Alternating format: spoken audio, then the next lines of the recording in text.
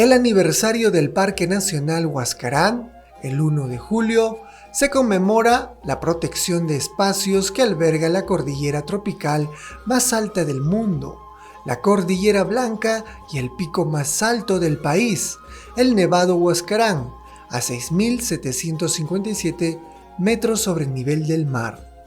Su creación en 1975 y sus posteriores designaciones como Reserva de Biosfera y Patrimonio Natural de la Humanidad por la UNESCO consolidaron al país como un referente global en la conservación de ecosistemas de alta montaña y glaciares. Su aporte al turismo en el Perú es invaluable y se puede desglosar en los siguientes ejes estratégicos. Capital mundial del turismo de aventura y alta montaña. Es el principal imán en Sudamérica para escaladores, esquiadores y montañistas internacionales. Cumbres como el Alpamayo, considerada una de las montañas más bellas del mundo, y el Huascarán posicionan al Perú en el circuito de élite del alpinismo global. Trekking de clase mundial. Rutas emblemáticas como la Caminata Santa Cruz o la Vuelta al Alpamayo atraen a miles de senderistas cada año, compitiendo directamente con destinos globales como los de la Patagonia o Nepal. El parque ayuda a romper el monopolio turístico del circuito sur tradicional, Lima, Ica, Cusco, Puno.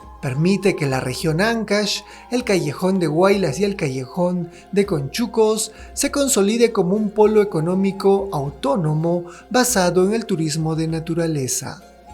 Gracias a parajes de fácil acceso y de belleza paisajística sobreacogedora como la laguna Yanganuco, la laguna Churup o la laguna 69, el parque no solo atrae a deportistas extranjeros, sino también a un turismo masivo, familias y de fotografía. Al ser un área protegida de gran vulnerabilidad frente al cambio climático y al retroceso glacial, el turismo dentro del parque funciona como una herramienta de sensibilización en tiempo real para los viajeros sobre el impacto ambiental global. Desarrollo de las comunidades locales. El flujo turístico genera una cadena de valor directa en las poblaciones rurales periféricas. Las comunidades locales se benefician a través de servicios de guiado oficial, alquiler de acémilas, porteadores, artesanía, hospedaje, comunitarios y transporte regional. El aniversario de este gigante de piedra y hielo no es solo una celebración institucional, es el recordatorio anual de que el Perú es mucho más que arqueología e historia, reafirmando su posición como uno de los destinos de naturaleza y aventura más importantes del planeta. Continuamos con el programa, estamos ya en el segundo bloque y esta vez vamos a seguir hablando de camélidos sudamericanos. Vamos a hablar sobre los criadores porque el país hermano de Bolivia es uno de los países que tiene mayor número de llamas. Sí, luego le sigue un poco la alpaca y por ahí el guanaco y la vicuña, ¿no? Somos países hermanos andinos que compartimos también estos camélidos. Así es que vamos a hablar un poquito el avance que han tenido ellos y también algunos puntos que se puede trabajar para seguir protegiendo obviamente de la caza furtiva de la llama. Aunque en su territorio no hay una gran cantidad como en el Perú, pero hay cosas muy interesantes que han admirado de esta actividad. Los dejamos entonces con Wilfredo Aguilar, Roberto Chicaya, con los criadores. Vamos a dejarlos con este tema, criadores de camélidos y su aporte al turismo. Bueno, primero, ¿qué tal la experiencia en este congreso a la que Arequipa es justamente la sede? Ha sido muy importante, ¿no?, el intercambio de los conocimientos de los científicos que nos han impartido, ¿no?, los productores de camélidos.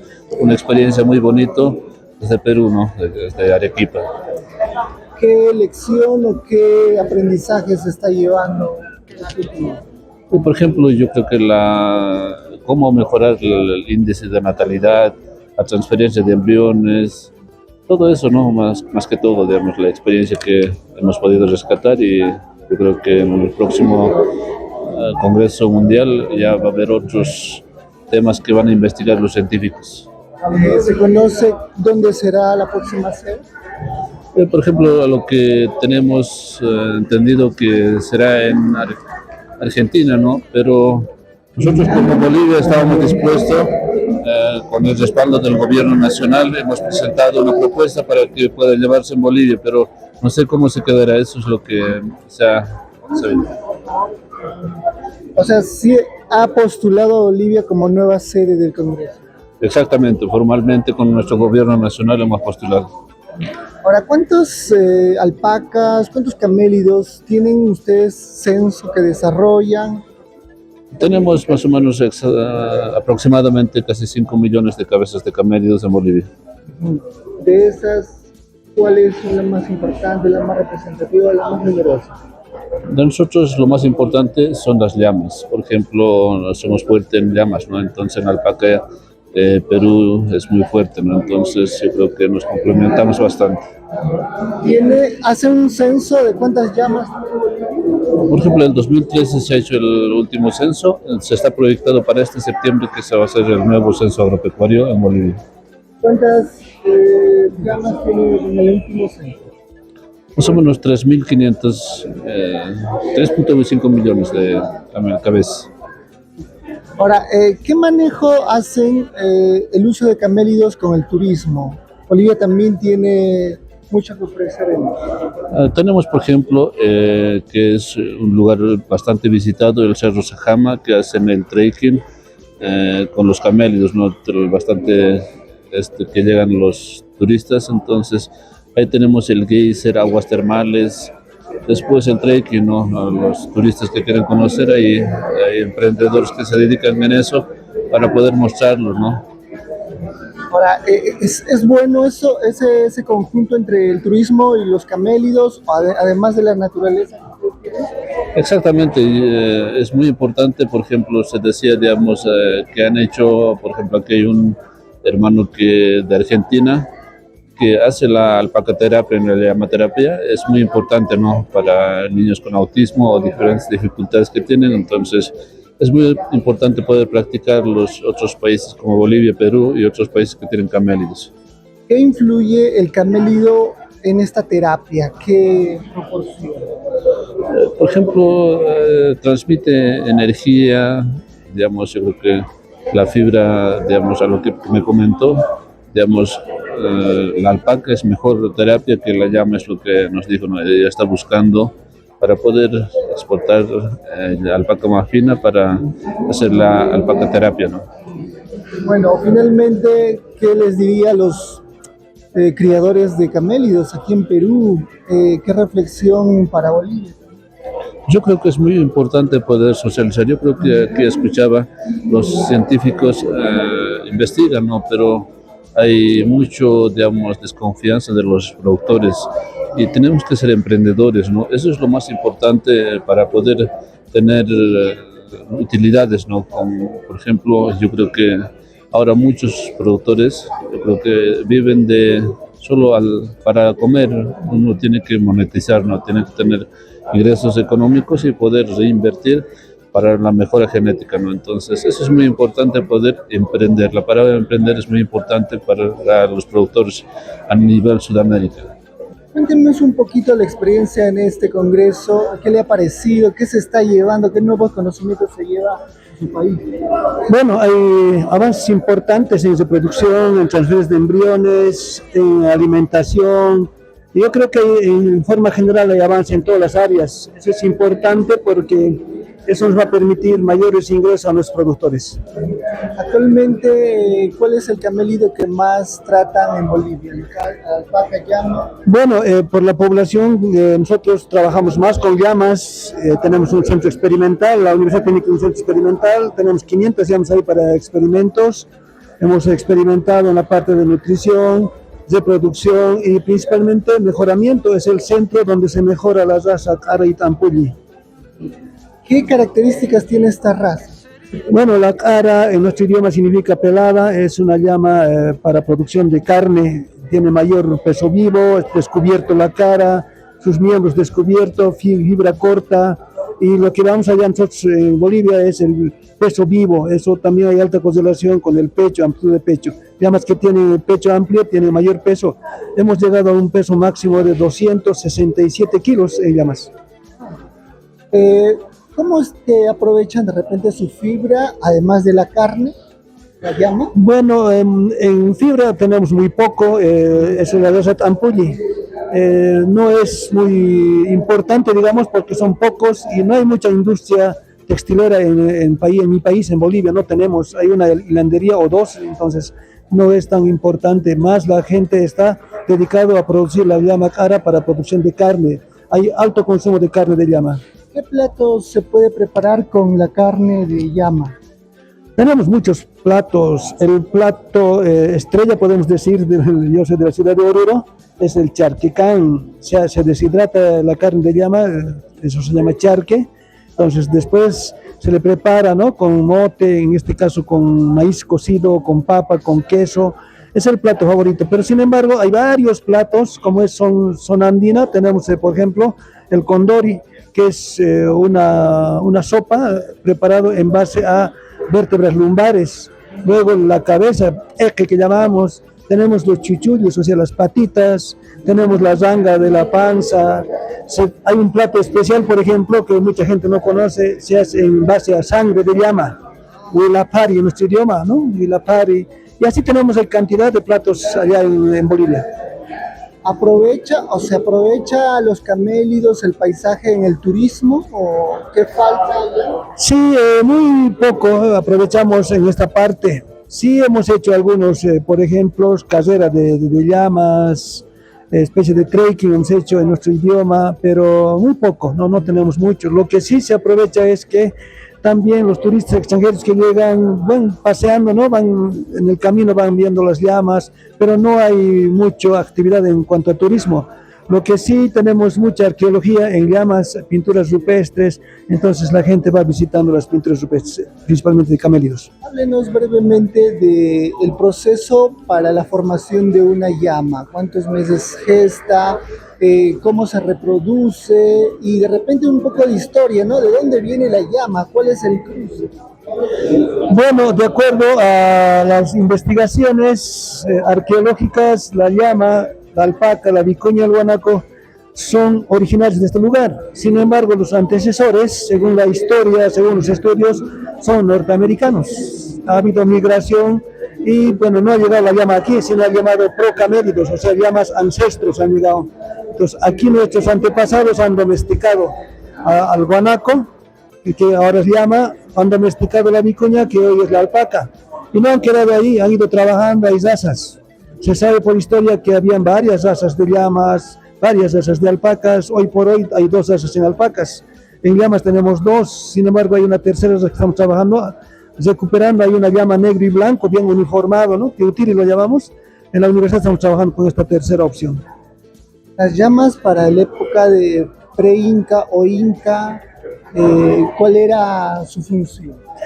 Tenía múltiples funciones, pues, porque no teníamos ovino, no había bovino, ¿no? Entonces la llama se aprovechaba, por ejemplo, para transporte. Es lo más importante para intercambiar productos, ¿no?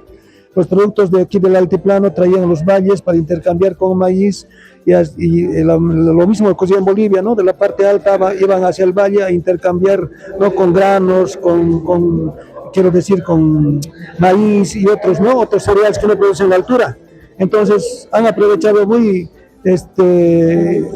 intensamente, podemos decir, en transporte. Luego se aprovecha la carne para la alimentación. La fibra, no había ropa sintética, toda la fibra se utilizaba para la elaboración de la vestimenta. Luego no se perdía nada, ¿no? Se hacía, por ejemplo, de la fibra que no es, como decimos, objetable ahora, se hacían las sogas, se hacían las bolsas, los costales que decimos. El cuero, ¿de qué se utilizaba? En este congreso hemos visto donde almuerzan, se va a fijar, ahí están los cerches, los palitos amarrados con cuero de llama. Así como sogas, porque no había clavo, ¿no? Entonces con eso amarraban. Las iglesias antiguas amarraban en la campana con Después, para cavar, por ejemplo, la papa, la reja con el catu que decimos, amarrado con cuerito también. Luego tenemos un producto que muy poco hablamos, es la jayintilla. Son formaciones calcáreas en la pancita de la llama. Cuando faeneas lo sacas y eso es concretamente calcio. Entonces, cuando hay anemia, cuando hay falta de minerales, los niños comen, o sea, toman, ¿no?, una parte de esa jayintilla, lo que preparan con estrella de mar, todo aquello. Entonces, tiene múltiples usos la llama.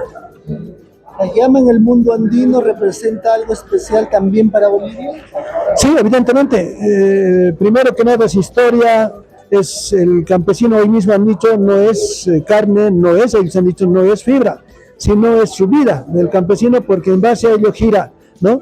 Ahora, hablando desde el punto de vista político, yo creo que Perú y Bolivia lo llevamos como símbolo. En nuestro escudo nacional de nosotros está la llama, ¿no? En el escudo departamental de Oruro está la llama. En nuestro escudo de mi facultad, que es medicina veterinaria, está la llama. Entonces está en toda la parte. Yo he visitado, como yo soy profesor de camélidos, he visitado diferentes ciudades. En cada plaza está el monumento a la llama, ¿no? En diferentes presentaciones de pastores, con carga, ¿no? Y así sucesivamente. Entonces muchos pueblos lo tienen dentro de sí mismo a la llama. Estamos llegando a la parte final del programa y espero que les haya gustado este primer programa que arranca este mes patrio. Ya hemos hablado entonces de los camélidos, un elemento muy importante para el desarrollo en comunidades andinas. Es muy importante si usted por primera vez va de repente a las zonas altas y registra, ve, visibiliza el tema de los camélidos. Ellos viven en lugares no muy aptos para los seres humanos, en altura, ¿no? Mucho frío, obviamente mucho viento y de repente, de acuerdo al tiempo, poca comida. Así es que lo que les pedimos siempre que usted va a un lugar natural como es la reserva y las diferentes áreas naturales, cuidar el paisaje.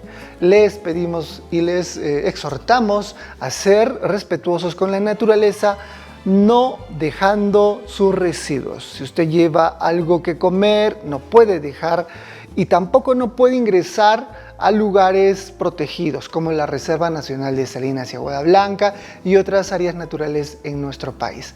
Cuidemos el entorno del paisaje, cuidemos también nuestros camélidos, que eso es muy bueno. Nos estamos despidiendo del programa, vamos a tener más información en las próximas ediciones.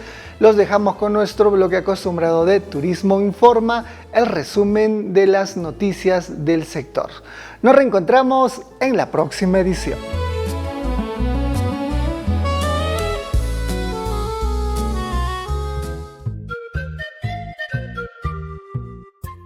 Un sorprendente hallazgo arqueológico a 225 kilómetros al noroeste de Machu Picchu, en la región Cusco, acaba de revelar al mundo la existencia de un asentamiento inca conocido como Tagrachullo o Ancocagua, que sería 4 veces más grande que la mundialmente famosa ciudadela inca y que habría funcionado como centro político, económico y religioso hasta la conquista del Tahuantinsuyo. Así lo dio a conocer la prestigiosa revista National Geographic en un artículo titulado Dentro de la búsqueda de la ciudadela perdida de los incas, escrita por Alejandro Muñoz y que indica que los restos de Tagrachullo se encuentran en una meseta que forma parte del cañón sobre el río Apurímac. Las ruinas se extienden por 17,4 hectáreas, incluyendo una zona a lo largo de la base de la meseta, lo que hace que Tagrachullo sea aproximadamente 4 veces más grande que Machu Picchu, situada a unos 225 kilómetros al noroeste de Talla. Refiere que muchos arqueólogos visitaron la zona donde se ha descubierto Tagrachullo durante más de 30 años, subiendo la única escalera empinada que araña la pared del acantilado desde el fondo del valle. Pero durante la mayor parte de ese tiempo todo lo que se encontraba allí era fragmentos de cerámica y ruinas solitarias. Entonces, una mañana de septiembre de 2022, el arqueólogo Dante Hualpayunca estaba raspando tierra dentro de un recinto de piedra cuando uno de sus asistentes que trabajaba cerca gritó: «Jefe, hemos encontrado algo». Al principio, Hualpayunca se rió, dado que su equipo últimamente había estado bromeando sobre descubrir un tesoro. Entonces se giró y vio el característico destello dorado, rememora. Hualpayunca se había unido recientemente a un equipo sólido que había estado excavando en el lugar desde 2019, patrocinado por el Ministerio de Cultura. Ese día su equipo desenterró un tesoro increíble, casi 3.000 lentejuelas de oro, plata y cobre enterradas durante cientos de años. Las mesas del pequeño laboratorio de campo del equipo apenas eran lo suficientemente grandes para contenerlos a todos. Hualpayunca quedó impresionado. Muchos arqueólogos nunca encuentran nada parecido en toda su carrera, dice.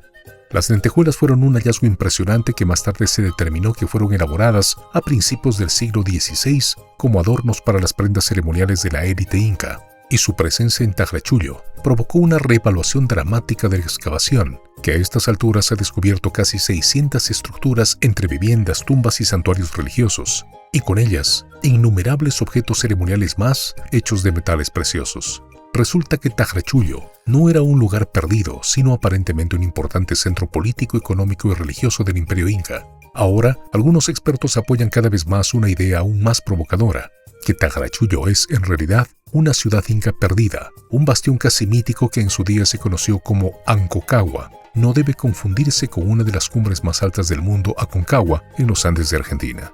Durante siglos la ubicación de la ciudadela montañosa apartada permaneció esquiva. Fue descrito por cronistas de la época colonial como el lugar de uno de los templos más sagrados de los incas y de una sangrienta y dramática batalla que ayudó a acelerar la conquista española. Si tienen razón, Tahrachullo es realmente la legendaria fortaleza de Aconcagua. Entonces el puesto avanzado que antes pasó por alto no solo ocupa un lugar fundamental en la historia peruana, sino que también cuenta una historia completamente nueva sobre los últimos días del Imperio Inca. En 1990, Tahrachullo era poco más que un pasto para ganado. Los agricultores pastoreaban a sus animales y cultivaban papas entre las ruinas. El recinto de piedra donde Hualpayunca acabaría encontrando oro se utilizó como corral de alpacas. Era una zona completamente abandonada, cubierta de vegetación, dice Alicia Quirita, profesora de arqueología en la Universidad Nacional de San Antonio Abad del Cusco. En los años siguientes, ella y una colega, Maritza Candia, fueron las primeras estudiosas en hacer un estudio de Tahrachullo, conocido por muchos en la zona por su nombre en español, María Fortaleza, y las primeras en sospechar que había más en ese lugar discreto de lo que aparentaba. Quirita nació no muy lejos de Tahrachullo, que está cerca de la confluencia de 3 ríos en un distrito profundamente rural llamado Suicutambo. Su educación fue tradicional. Llevaba los chales tejidos y las faldas anchas comunes entre las mujeres andinas. Masticaba hojas de coca y hablaba quechua, la lengua inca, en casa con su familia. En el colegio sus profesores le prohibían hablar lo que ella llama mi propio idioma en favor del español, pero Quirita creció orgullosa de su cultura y su amor por la tierra de sus antepasados alimentó su deseo de dedicarse a la arqueología. Era estudiante universitaria y vivía en Cusco cuando ella y Candia visitaron Tahrachullo por primera vez. La pareja estaba explorando yacimientos arqueológicos no documentados de la región para su tesis, viajando principalmente en bicicleta de un lugar a otro y acampando entre las ruinas. En su momento todos los sitios habían sido puestos avanzados a lo largo del extraordinario sistema de caminos incas, conectados por más de 40.200 kilómetros de caminos de piedra y arena, con ciudades y asentamientos tan distantes como la actual Quito en Ecuador y Santiago de Chile. En Tahrachullo, Quirita se sorprendió al descubrir junto a artefactos incas fragmentos de cerámica asociados a la civilización Wari que precedió a los incas y que en ese momento no se creía que se extendiera tan al sur. El material que encontramos en la superficie era fantástico, recuerda. Luego, poco después de su visita, fue presentada a un arqueólogo estadounidense llamado Johan Reinhardt, explorador de National Geographic y especialista en religión inca. Reinhardt explicó que llevaba años recopilando pistas sobre la ubicación de un sitio ceremonial poco documentado llamado Aconcagua, y se preguntaba si Quirita podría ayudarle a encontrarlo. Conocía a Aconcagua por una mención en un tratado de 1553 llamado Crónica del Perú del cronista español Pedro Cieza de León. La ciudadela, escribe Cieza de León, fue uno de los 5 templos más importantes de todo el Imperio Inca, hogar de un antiguo oráculo y en su día rica en oro y plata. Los descubrimientos en otros yacimientos mencionados por Cieza de León, como Coricancha en Cusco, conocido como el Templo del Sol, fueron fundamentales para la comprensión de los arqueólogos sobre la vida religiosa y política inca. Pero la crónica es vaga sobre el paradero de Aconcagua, y durante siglos los historiadores no conocieron otros textos que describieran el lugar sagrado. Eso cambió con el descubrimiento de la parte perdida del manuscrito de otro conquistador en 1987 en una colección privada en España. No solo describió Aconcagua, sino que contó una historia inquietante sobre una batalla que tuvo lugar allí durante los últimos años del Imperio Inca. Bajo el mando de Francisco Pizarro, los conquistadores españoles sometieron a los incas en 1532 tras aprovechar una guerra entre Huáscar y Atahualpa. Sin embargo, poco después de la conquista española estallaron rebeliones en todo el imperio. Una de las más feroces, según Betanzos, fue en Aconcagua, que describe como una ciudadela sagrada situada en lo alto de una meseta en una región justo al sur de Cusco. Para sofocar el levantamiento, uno de los hermanos de Pizarro lideró un batallón para asaltar la fortaleza, pero los rebeldes incas bloquearon el único camino que conducía a ella. Así que los españoles sitiaron cortando el acceso a alimentos y agua. Y finalmente, cuando lograron romper las defensas de Aconcagua, muchos de sus desesperados habitantes saltaron de los acantilados y perecieron. Armado con nuevas pistas del texto de Betanzos, Reinhardt viajó a Perú, donde Quirita le llevó a varios yacimientos arqueológicos que había identificado como posiblemente coincidentes con la descripción de Aconcagua. Tras ver a Tajrachullo, se convenció de que la geografía coincidía con las descripciones de los conquistadores y en 1998 publicó un artículo en la revista Andean Past defendiendo haber identificado uno de los sitios incas más enigmáticos de toda la literatura colonial. Quirita, por su parte, se mantuvo escéptica. Pasarían 31 años y otro descubrimiento sorprendente antes de que ella y muchos otros en el campo empezaran a mirar a Tajrachullo bajo una nueva perspectiva. Tras el desentierro de las lentejuelas, el proyecto del Ministerio de Cultura para excavar Tajrachullo adquirió un nuevo sentido de urgencia. A cargo de la excavación estuvo Emerson Pereira, un experimentado arqueólogo peruano que ha trabajado en excavaciones por todo el país, incluyendo un periodo de 12 años en Machu Picchu. Nunca había oído hablar de Tajrachullo antes de que el ministerio le asignara allí, y ciertamente desconocía la teoría de Reinhardt de que podría ser Aconcagua. El artículo de Reinhardt, publicado en inglés durante los inicios de Internet, llegó a muy pocos arqueólogos en Perú. En 2023, el equipo de Pereira descubrió otro de los fantásticos secretos de Tajrachullo, los cimientos de lo que creían que era un gran templo. La estructura parece haber sido construida por etapas y la más antigua data de hace unos 2000 años, lo que significa que el templo fue utilizado no solo por los incas, sino también por los pueblos Colla y Wari anteriores. En su interior había restos de una fuente ceremonial, una palangana de piedra en la que los sacerdotes vertían ofrendas. La tripulación de Pereira encontró pepitas de oro escondidas en la piedra. Una tumba de la época de los Wari albergaba figurillas exquisitamente elaboradas en forma de llamas, junto con láminas de oro y de un mineral azul verdoso conocido como crisocola, elaboradas para parecer pumas. Una vez más, los arqueólogos quedaron impresionados por los hallazgos en el antiguo Pasto. Nunca vi nada en Machu Picchu comparado con lo que hemos encontrado en Tajrachullo. Es asombroso, dice Pereira. Pereira es consciente de la asociación de Tajrachullo con Aconcagua. Cree que el descubrimiento del templo da credibilidad a la teoría. La crónica de César de León señala cómo el templo de Aconcagua era, incluso en tiempos de los conquistadores, muy antiguo y venerado, una referencia que algunos estudiosos interpretan como un reconocimiento de su uso por parte de los Wari. Además, la excavación de Pereira también reveló pruebas de que los últimos habitantes incas del yacimiento podrían haberse estado preparando o participando en conflictos, alijos de proyectiles de piedra esférica, puntas de lanza de obsidiana e incluso esqueletos con signos de heridas violentas. También recuerda haber encontrado durante los primeros días de la excavación que el camino que conducía a la meseta estaba bloqueado por entre 6 y 3 metros de roca. Al principio pensábamos que el derrumbe de las escaleras era natural, dice, pero ahora él y sus colegas creen que el derrumbe fue una indicación de que el pueblo inca saboteó deliberadamente las entradas, posiblemente para impedir que los españoles accedieran a la ciudadela fortificada.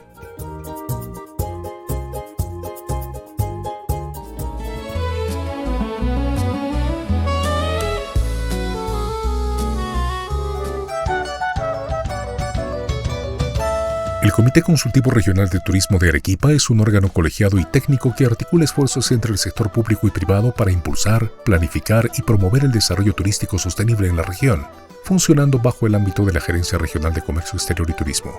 Se creó mediante la Ordenanza Regional número 406 Arequipa el 16 de abril de 2019, cumpliendo con la Ley General de Turismo para establecer una visión conjunta del sector. Su función principal es asesorar y formular recomendaciones sobre políticas turísticas, planes de inversión y acciones de protección al turista. Integración público-privada. Conforma un espacio de trabajo compartido entre el gobierno regional, municipalidades, universidades y gremios empresariales. La nueva Directiva 2026-2028 está conformada por la Gercetur, quien preside el comité, con ahora Arequipa en la vicepresidencia y la subgerencia de turismo como secretaría técnica enfocado en un turismo competitivo y sostenible. El CCRT es el ente encargado de ordenar y guiar el crecimiento turístico de Arequipa, asegurando que las decisiones involucren tanto a las autoridades como a los empresarios y operadores del sector. Durante la última sesión se verificó el quórum reglamentario, se aprobó por unanimidad el acta anterior y se oficializó la incorporación de la Asociación de Guías de Montaña del Perú, Región Arequipa, como nuevo integrante del comité. El Consejo Directivo del CCRT para el periodo 2026-2028 quedó conformado por Gersetur en la presidencia, ahora Arequipa en la vicepresidencia y la Subgerencia de Turismo de la Gersetur como Secretaría Técnica. Además, se eligieron los coordinadores de las 4 comisiones de trabajo, recayendo la Comisión de Gobernanza y Gestión Turística liderada por la Municipalidad Provincial de Arequipa, la Comisión de Territorio y Facilitación del Turismo a cargo de la Policía de Turismo, la Comisión de Oferta y Desarrollo de Productos Turísticos, coordinada por la Universidad Católica de Santa María, y la Comisión de Promoción y Posicionamiento de la Oferta Turística, encabezada por ABIT. Con esta renovación, el CCRT reafirma su compromiso de articular esfuerzos entre sector público, privado y académico para impulsar el desarrollo sostenible y competitivo del turismo en la región de Arequipa.